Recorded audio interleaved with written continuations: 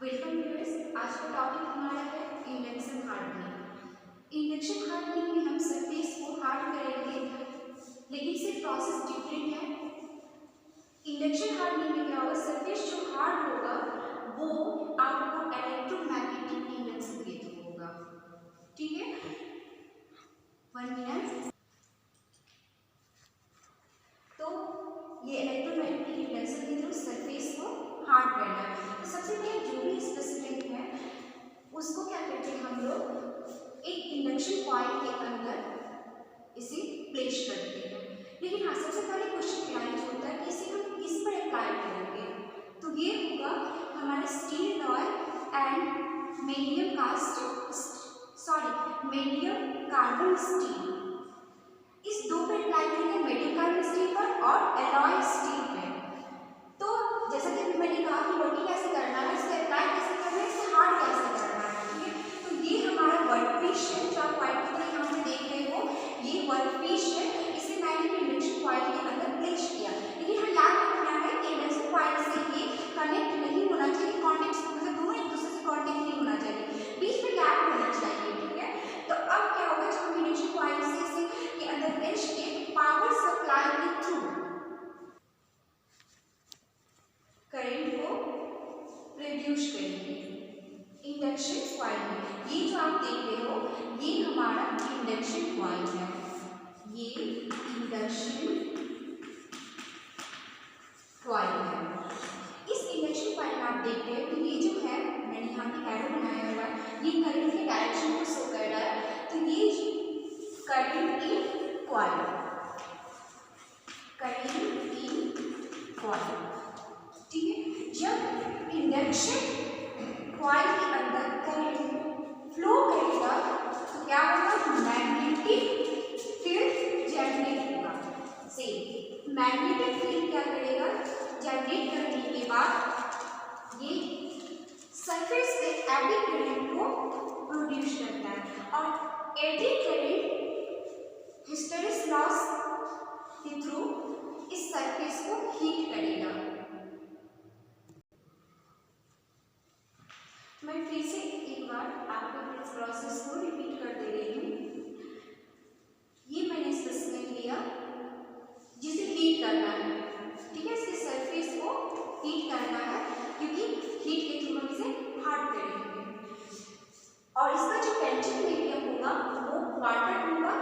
आप देख रहे हो कि ये जो इंडक्शन कॉइल हमारा है उसके अंदर मैंने प्लेस किया है स्पेसिमेन को।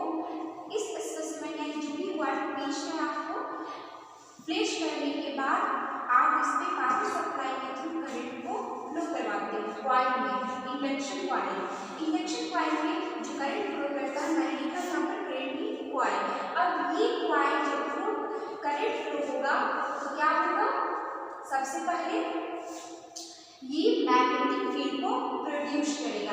ये मैग्नेटिक फील्ड लाइन, ये जो आप देख रहे हो ये हमारा मैग्नेटिक फील्ड लाइन है। Magnetic field line, magnetic field line, magnetic field line flow करता है कॉइल टर्न्स के थ्रू। ठीक है, तो आप देख रहे हो मैग्नेटिक फील्ड लाइन कॉइल के थ्रू पास तो कर रहा है, लेकिन साथ में वर्कपीस के क्रॉस सेक्शनल एरिया जो है इसके थ्रू भी ये फ्लो करता है। जब ये वर्कपीस के क्रॉस सेक्शनल एरिया में फ्लो कर रहा है तो क्या होगा, इस सरफेस पे भी वोल्टेज को इंड्यूस करेगा। जब इस सरफेस पे वोल्टेज इंड्यूस होगा तो वो एडी करंट प्रोड्यूस करेगा। किसके कारण, आपका हिस्टेरिस लॉस के कारण।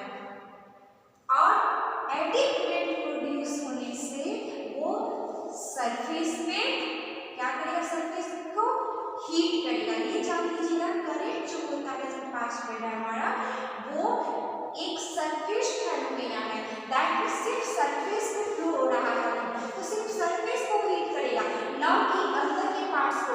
वो जो जोन है वो अनअफेक्टेड ही होगा, नेगेटिव पार्ट जो होगा वो अनइफेक्टेड होगा, वो इफेक्ट नहीं होगा, दैट मींस वो हीट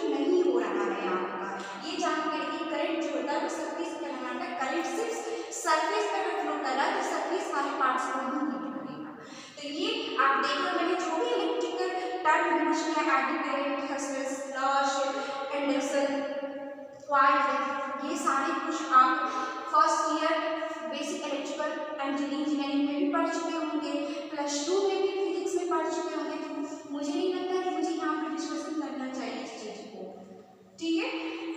तो अब क्या होगा, करंट से फ्लो होगा, वो हीट करेगा आपका क्यूरिंग पॉइंट जो है उसके below.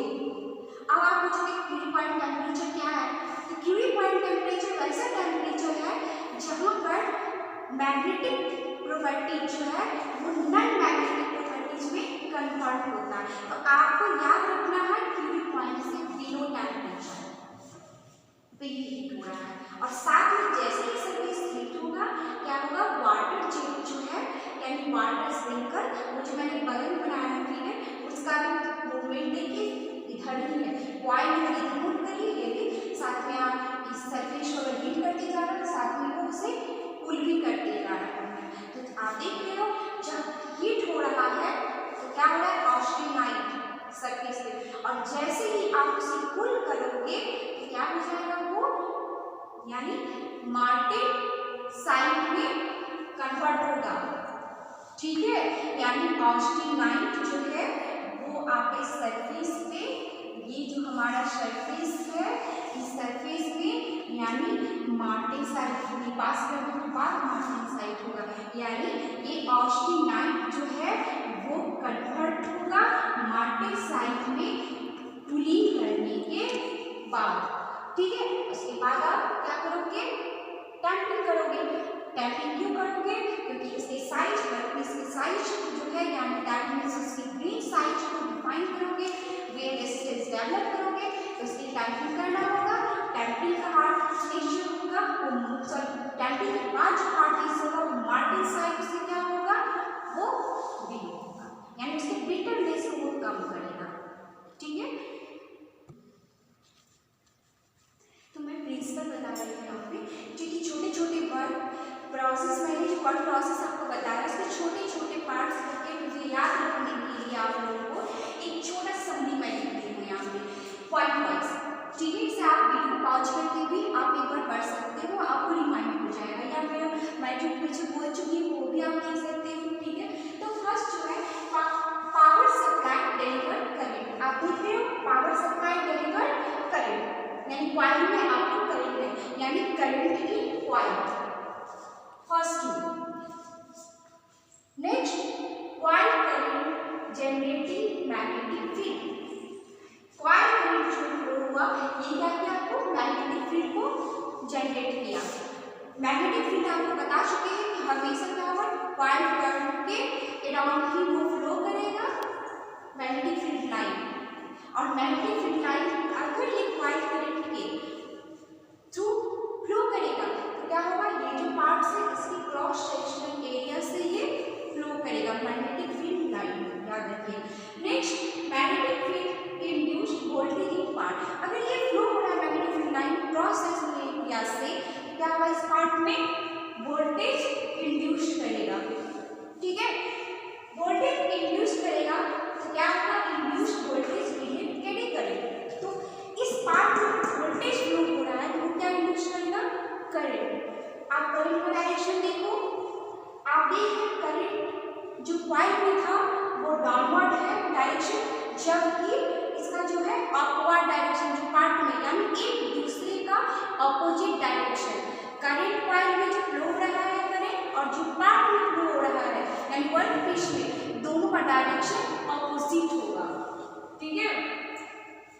Induced voltage create eddy current, जिसे देखिए दूसरा करंट है ये I2 मैंने किया है, और जो आपका करंट पावर सप्लाई जो कॉइल में किए थे उसे I1 के थ्रू में शो की। नेक्स्ट है eddy current generating heat in the part, अब ये जो एडी करंट पार्ट्स में फ्लो हो रहा है वो क्या जनरेट करेगा, हीट, किसके, बिलो क्यूरिंग पॉइंट, ठीक है।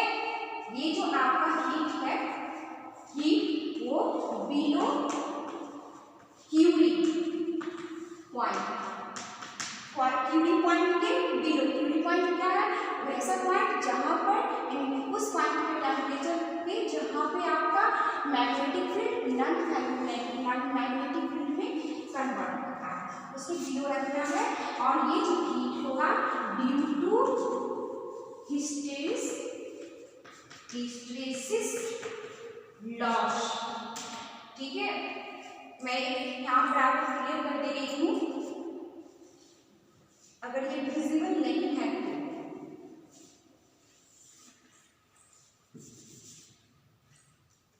Hysteresis loss.